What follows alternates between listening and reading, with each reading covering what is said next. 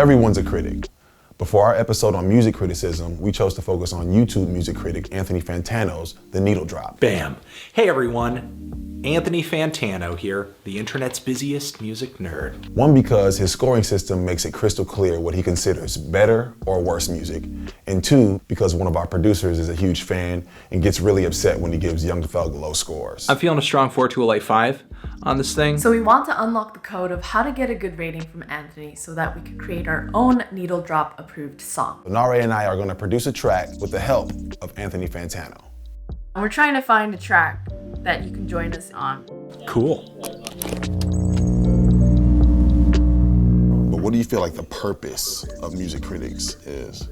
I think it's more of a service of curation and allowing the audience to know in this very saturated field of music, this is stuff that I think is worth your time. How important do you feel it is for critics to actually be musicians? I don't know if it's super essential, because I know there are a lot of super successful critics whose opinions that I think over the years have proven to be super valid, who haven't necessarily prided themselves as being musicians.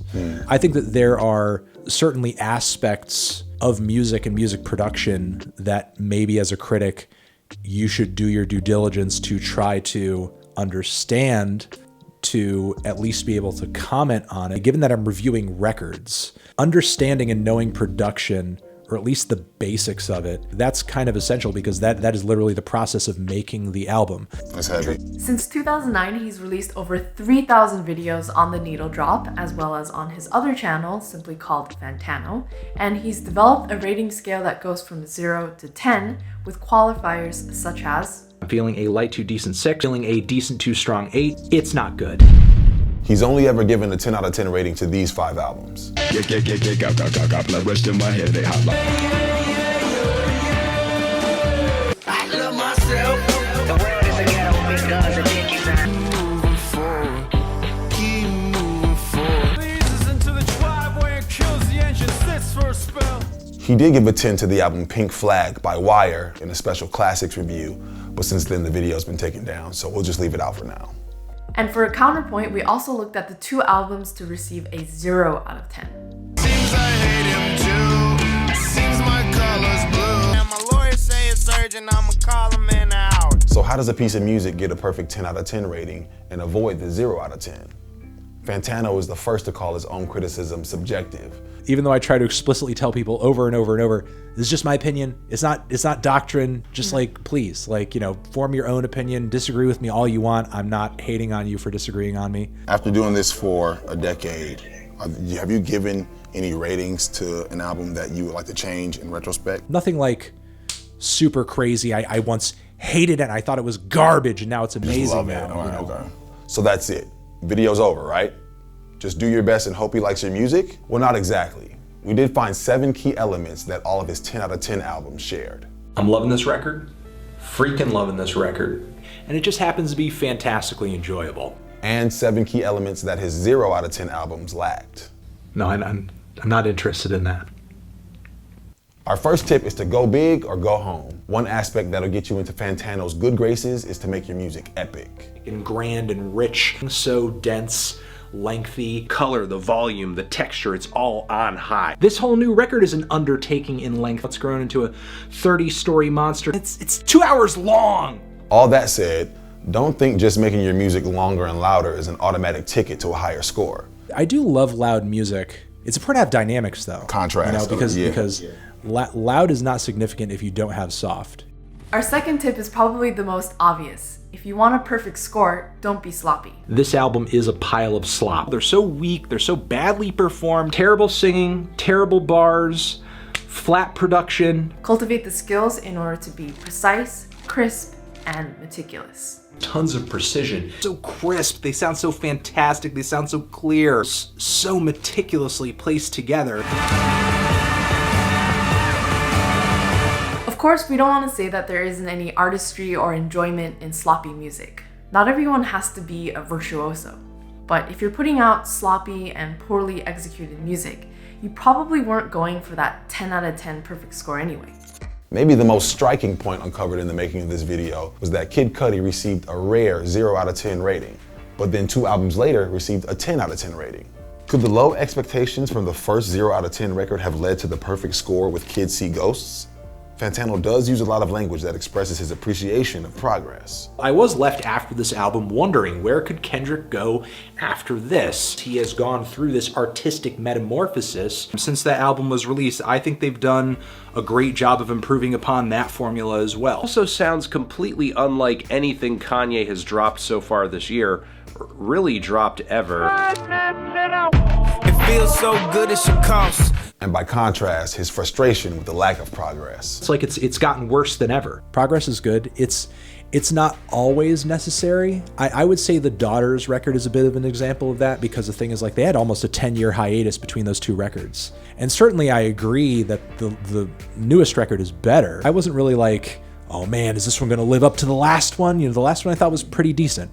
The fourth thing you need to know about 10 out of 10 music is that Fantano likes his music to be just beautifully cohesive, seamless. They move so fluidly. It's always consistent, it's present, it's on point. If you want your listener to become truly immersed into your entire piece, you have to try your very best to make sure that your music has some kind of common thread running through them. It would seem another thing that Fantano gives high ratings to is music that is troubled. Tortured and demented sounds. Sickening murder scene. Insane. Emotional and mental problems. Unsettling. Disturbing.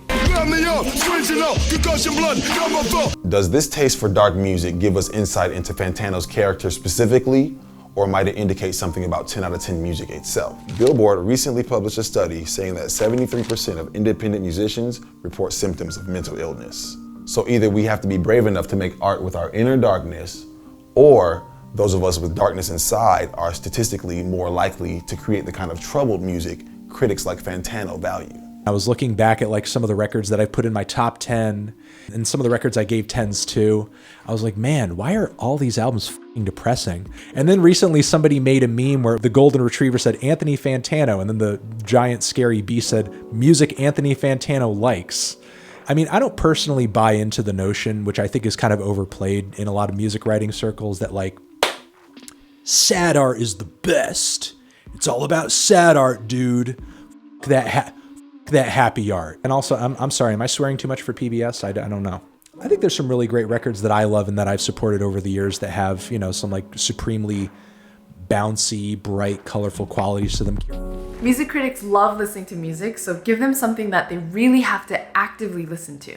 For Fantano, it seems that 10 out of 10 music demands you to be tied to your chair and your eyelids are peeled back. It demands attention. Songs on here do require quite a bit of attention. 40 acres and a mule, a piano, a guitar, anything. See, my name is Lucy. This is essential. If you want them to give you their highest level of attention, you've got to infuse your music with nuance, detail, and variety. The record is a fantastic, nuanced, and very detailed character portrait. In short, don't make background music. I do agree with this, but I would attribute a lot of it to like a reviewer's bias, because I'm listening to the record in a way that your average casual listener might not be. No amount of complexity is going to save you if you're not being genuine. Well, it doesn't feel like a genuine expression of love. Be free with yourself. Be free with your music. Throwing out this idea of freedom. Be open. This world is opening up! Get face to face with your listener. Pop being just so in your face. And above all, do it unapologetically. This really trashy, unapologetic character that MC Ride depicts. It's funny, but while making this video, we came across an amusing Reddit conspiracy that Fantano only gives positive reviews to artists who go shirtless at some point. It's a ridiculous conspiracy, but whether or not showing critics your skin gets you higher marks, opening up and showing your vulnerable side will be rewarded. I agree. So, no barriers, just connect. I do love a feeling of a record that is authentic, that feels kind of raw emotionally, that is delivering some kind of intense emotion to you. You know, it doesn't have to be like anger, it doesn't have to be sadness, it can be an intense sense of happiness as well. Sometimes artists get rubbed the wrong way when they get a negative review. We just want to point out that from what we've seen, Anthony genuinely wants the music that he's listening to be good.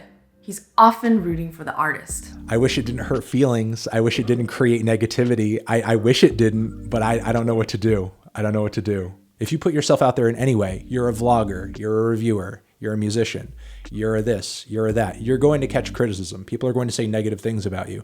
I have had horrible things said about me over the years that I've been doing this. In my view, especially since I do my best not to make anything in my reviews on the level of a personal attack, I feel like in the grander scheme of things, you could get worse stuff than a review. Do you know many or some of the artists that you've reviewed personally? I've met some and have had some acquaintanceships with them, but I try not to get too close for professional reasons. Or does it help that you don't know them to be free to criticize as harshly as you want? I try to prevent myself from going to that point where I know them in such a way where it would be difficult to critique their music in an open and an honest way. Because ultimately, at the end of the day, what my channel is for my fans. So even if you do get a bad review, it's likely that some critics just don't like your kind of music. So the best thing to do is to get out there and find an audience that does. So I have a question. What if you provided us with maybe one of your ideal grooves? On a bass that you line? play, yeah, and then we can go from there.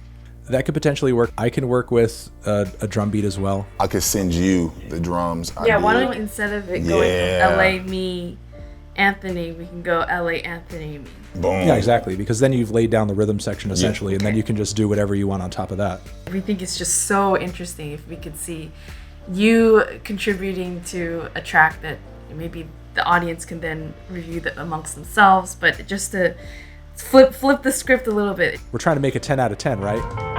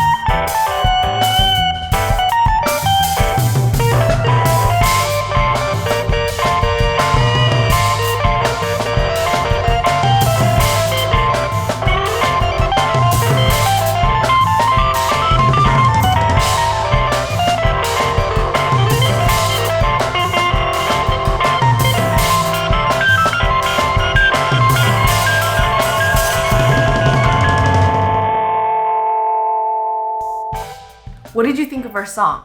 Did you love it? Did you hate it? What would you rate it? And if you like our show, please subscribe to see more episodes where LA and I travel across the country.